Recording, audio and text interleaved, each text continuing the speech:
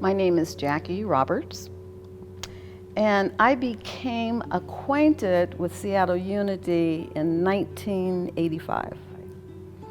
And each time I get ready to put a step forward, it seems like the Seattle Unity hand is on that step, helping me to move forward.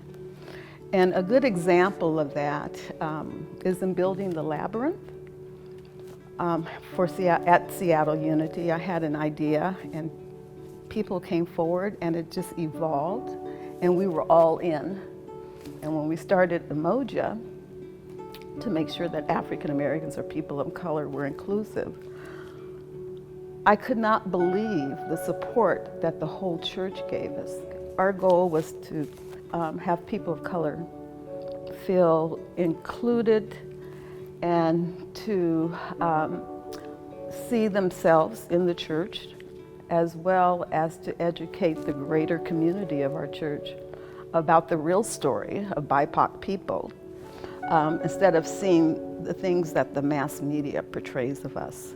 And as a result of that, I think we've gone so deep in our conversations with individual congregants and have learned so much that we have become mainstream. We've had Kwanzaa as part of our service.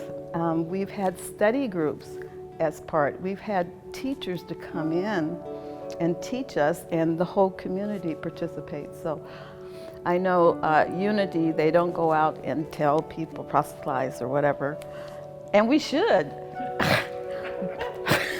I don't know what's wrong with us, actually.